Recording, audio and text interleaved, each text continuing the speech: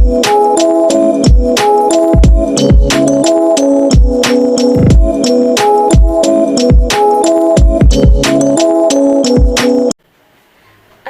warahmatullahi wabarakatuh. Halo anak-anak, kembali lagi kita mempelajari kimia. Kita akan mempelajari materi perubahan entalpi berdasarkan hukum Hess.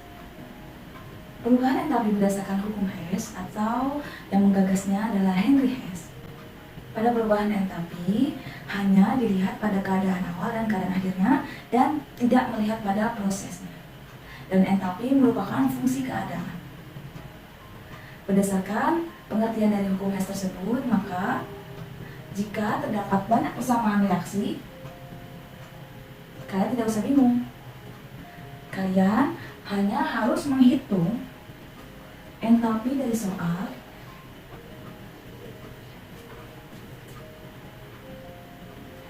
dari persamaan reaksi yang disediakan.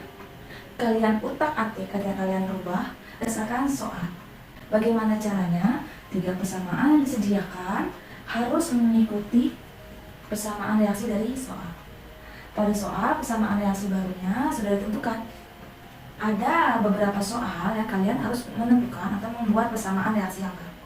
Oleh karena itu, kemampuan untuk menganalisis maksud dari soal dalam membentuk persamaan termokimia, Ibu harap kalian sudah mahir. Langsung aja ke soal. Di sini ada 3 persamaan reaksi. Persamaan yang pertama yaitu dari kalsium ditambah oksigen menjadi kalsium oksida. Persamaan kedua dari karbon ditambah oksigen menjadi karbon dioksida.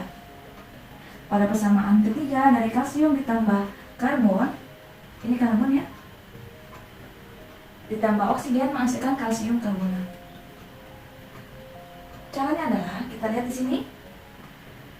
CaO. Pada persamaan termokimia yang baru, yang diinginkan adalah CaO terletak di sebelah reaktan. Yang ada CaO-nya dari persamaan 1 dan 3, yaitu di persamaan ke-1. Pada persamaan ke-1, CaO ada di sebelah produk, sedangkan yang diinginkan di sebelah reaktan. Jadi caranya hanya kita ubah posisi. Jika persamaan reaksinya kalian ubah, maka tanda pada perubahan entalpinya juga berubah. Selanjutnya kita lihat di sini, kita tulis dahulu ya, karena kita tukar posisi. Kita terus di sini persamaan pertama dari CaO menjadi Ca ditambah setengah oksigen. Entalpinya juga berubah menjadi positif. Selanjutnya kita lihat di sini ada CO2. CO2 yang diinginkan soal ada di sebelah reaktan, sedangkan pada data CO2 ada di sebelah produk. Otomatis persamaan reaksi yang kedua kita juga tukar posisi atau tukar arah. Kita tulis ulang persamaan kedua. Jangan lupa kalian tuliskan identitas persamaan keberapanya ya. Persamaan kedua kita tukar posisi menjadi CO2 menjadi C dan O2. Karena bertukar posisi maka entalpinya juga berubah.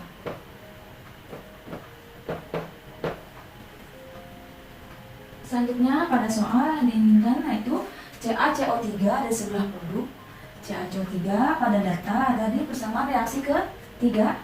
Pada persamaan reaksi ketiga, CaCO3-nya sudah ada di produk dan yang diinginkan juga di produk, maka tidak ada perubahan. Atau kita tulis tetap. Kita salin ulang. Di sini persamaan reaksi ketiga, karena tetap maka tidak ada yang berubah.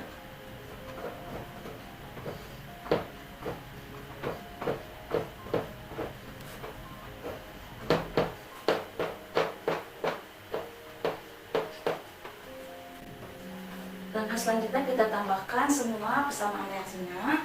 Setelah itu, jika ada unsur yang sama atau senyawa yang sama pada sebelah reaktan dan produk, maka bisa kalian coret.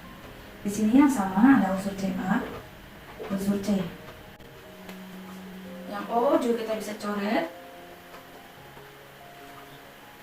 sehingga didapat semua yang belum CaO ditambah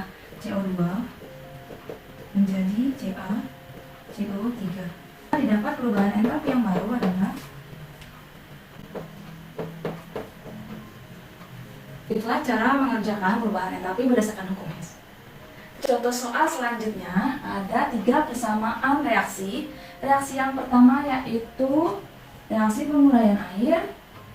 Reaksi yang kedua adalah perubahan air dari cair ke gas. Reaksi yang ketiga yaitu perubahan air dari cair ke padat. Yang ditanyakan soal adalah perubahan entalpi perubahan es menjadi uap air. Di sini semua senyawanya sama yaitu H2O, hanya di perbedaan fase saja. Jika dari es menjadi uap air, berarti perubahan fasenya adalah dari solid atau padat ke gas atau uap air.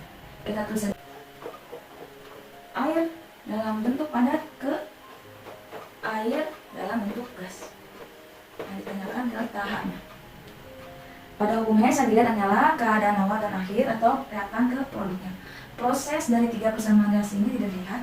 Oleh karena itu, jika banyak persamaan reaksi atau data persamaan reaksi yang diberikan, kalian harus bisa mengotak-atik bagaimana caranya 3 persamaan reaksi tersebut menjadi persamaan reaksi baru atau persamaan yang diinginkan soal.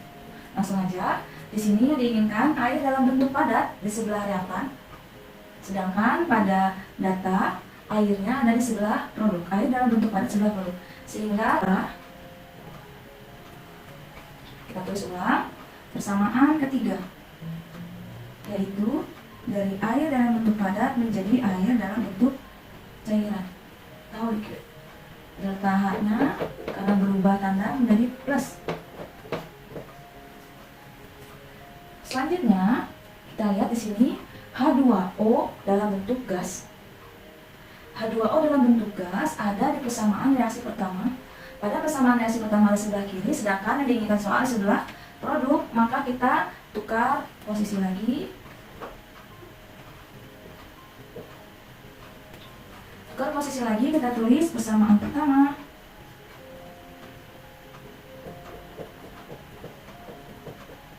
menjadi, karena tukar posisi atau tukar posisi, maka tanda entalpinya juga berubah.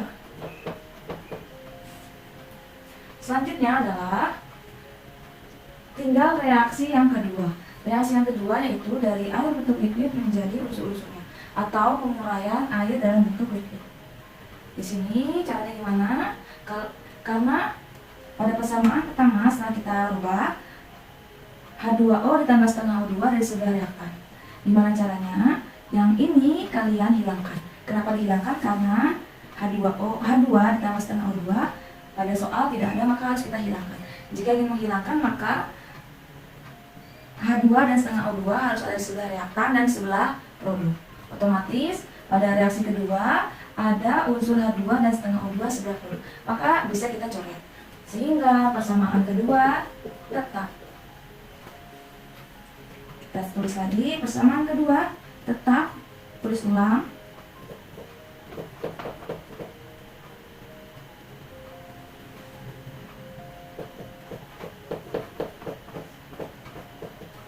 Data H-nya juga tetap. Kita tambahkan semua persamaan reaksi. Di sini bisa kita coretkan sama. Yang sama ada H2, kiri dan kanan bisa dicoret. Ini juga bisa dicoret. Yang bisa dicoret lagi ini. Sehingga didapatkan H2O dalam bentuk padat menjadi H2O uap air.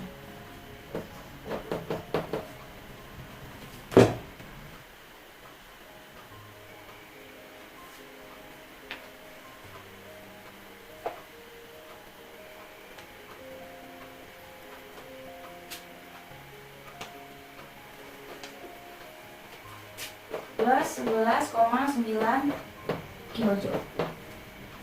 Ingat ya, persamaan termokimia, jika persamaan reaksinya dikali, maka entalpinya juga dikali. Jika persamaan reaksinya dibagi, maka entalpinya juga dibagi. Jika persamaan reaksinya ditukar, maka entalpinya juga berubah tanda. Terima kasih, cukup mudah bukan? Tetap semangat. Assalamualaikum warahmatullahi wabarakatuh. Let it go, let my body go. Make our bodies higher.